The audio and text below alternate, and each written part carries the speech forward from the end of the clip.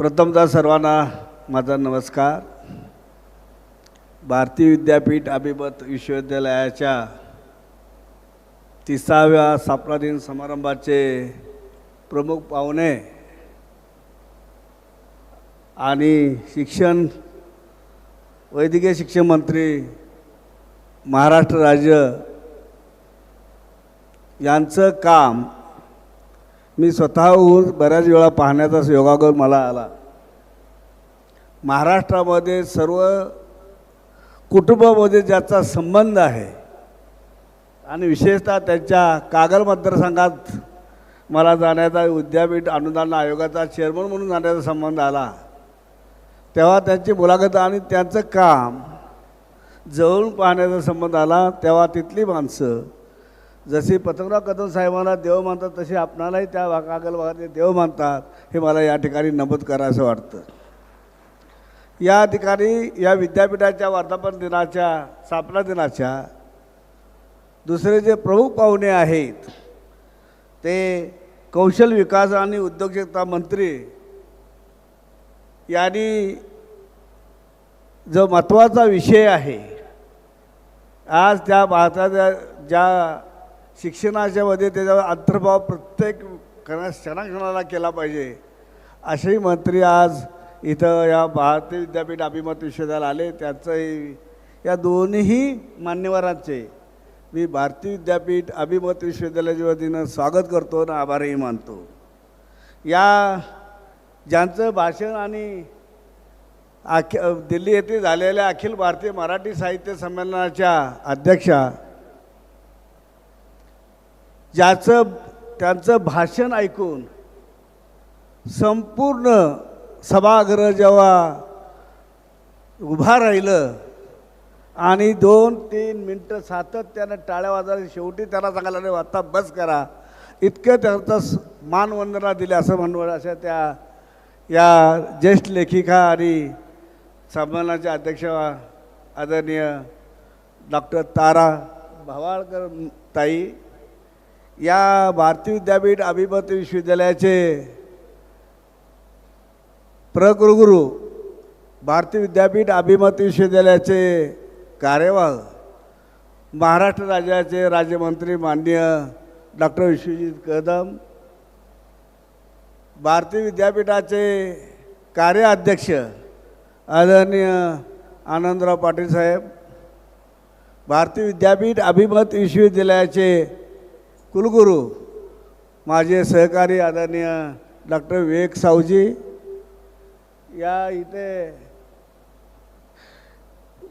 भारतीय मेडिकल फाउंडेशनच्या संचालिका आदरणीय डॉक्टर अस्मिता जगताप,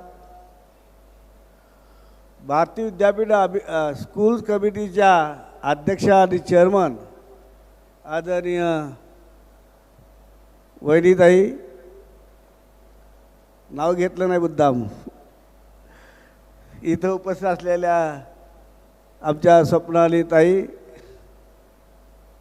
त्याचबरोबर शिवाजी विद्यापीठाचे माजी कुलगुरू, भारतीय विद्यापीठचे मेंबर सदस्य आणि विश्वविद्यालयाचे मेंबर डॉक्टर ताकवले, इथं उपस्थित असलेले जलसेवा फाउंडेशनचे संस्थापक माझे मित्र डॉक्टर विनोद शहा, इथं देशपांडे मॅडम, मला वाटतं आर्किटेक्ट देशपांडे सांगलीहून त्यांच्या मैत्रिणी भवाळकर मॅडमच्या मैत्रिणी देशपांडे मॅडम, डॉक्टर जगताप, आमचे मित्र सातत्याने भाटकोर असणारे हे MS जाधव सर, आणि मला वाटतं इथं उपस्थित सर्व उपस्थित बंधू आणि इथं विशेषतः प्रिंट आणि मीडियाचे सर्व मान्यवर, उपस्थित मान्यवर आणि भारतीय विद्यापीठाच्या परिवारातील आणि विश्वविद्यालयाच्या परिवारातील सर्व प्राचार्य, प्राध्यापक, शिक्षकेतर सेवक आणि उपस्थित बंधू आणि भगिनींनो, आज आपण ज्यांचा भारतीय विद्यापीठ अभिमत विश्वविद्यालयाच्या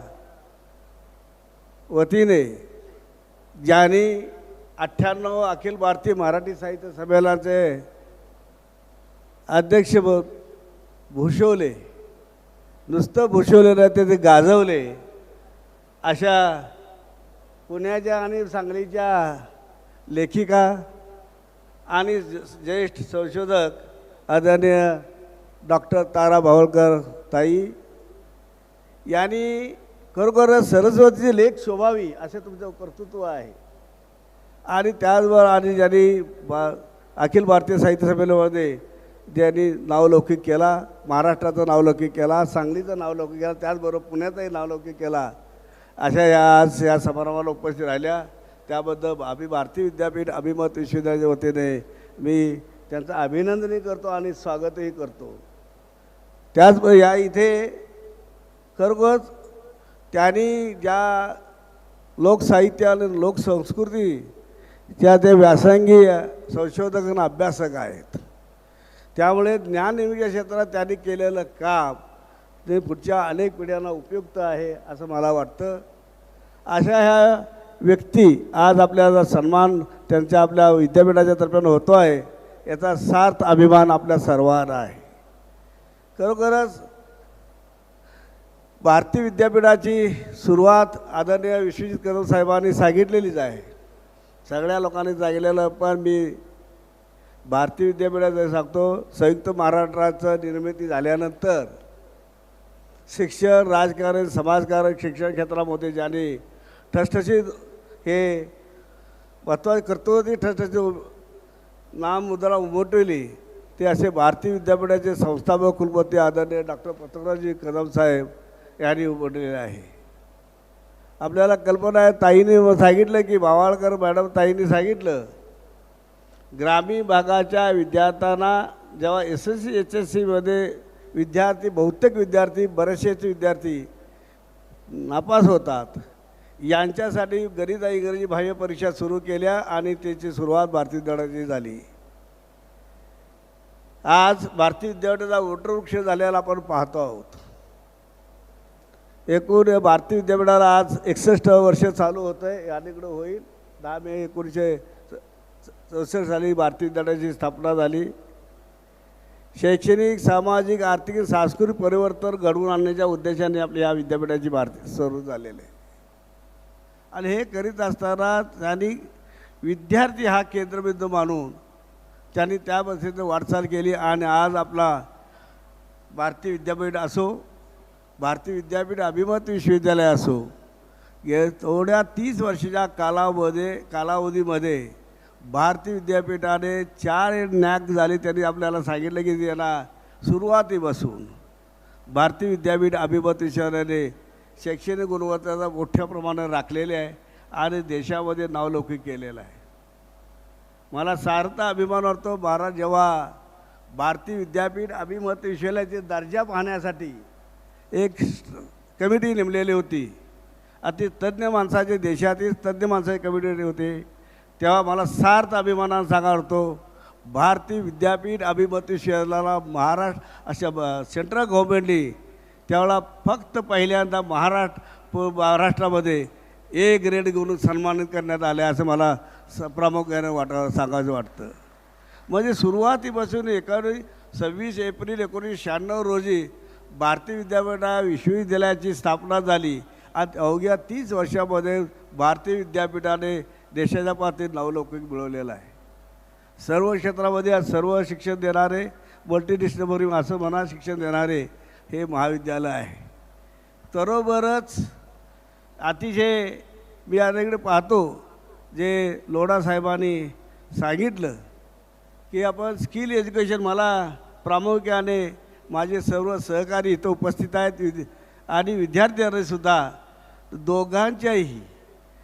दोघांनाही आव्हाने पेलायचे आहेत.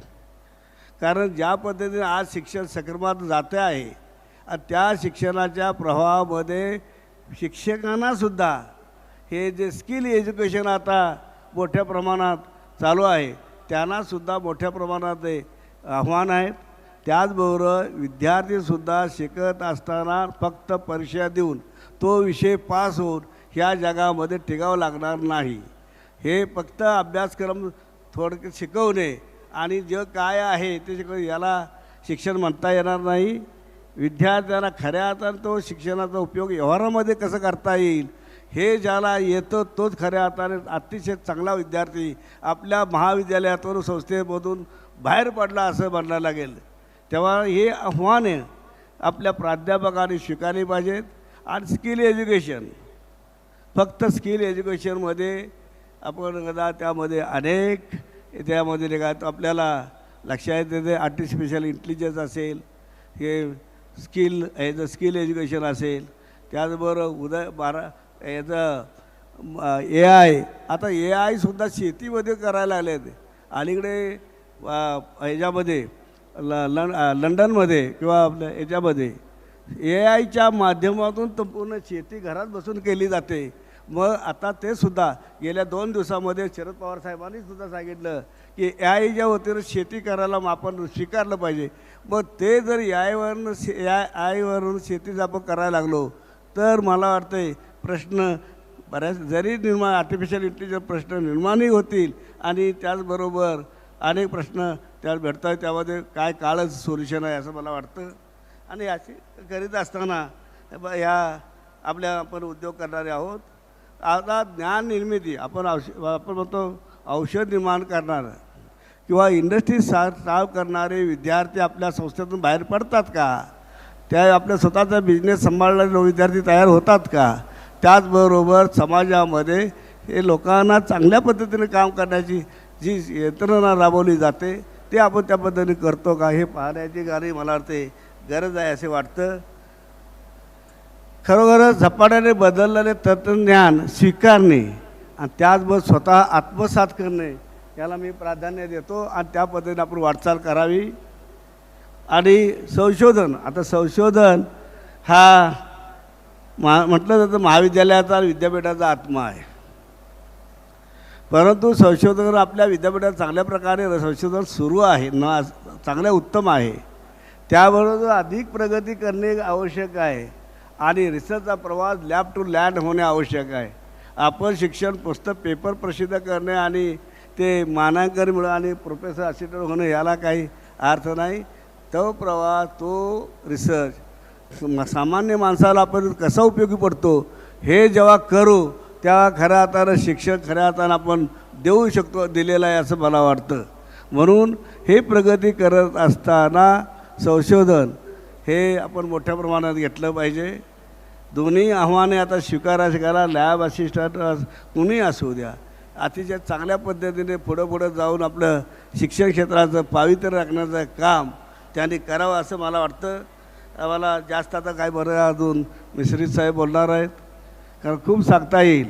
कारण असं म्हटलं जातं शिक्षणाचा खरा अर्थ मनुष्य चांगला मनुष्य निर्माण करणे म्हणजे ज्ञान without education without hold this वाटतं. म्हणजे हे स्वामी विवेकानंदाने ते वाक्य सांगितलेलं आहे. It is the man making education that we wants all around. हे करायला शिक्षण आपल्याला द्यायला हवं आणि हे करण्यासाठी आपण पुढे सज्ज व्हावं एवढंच मी म्हणतो. आणि आज वर्धापन दिनाच्या निमित्ताने आपल्याला शुभेच्छा देतो.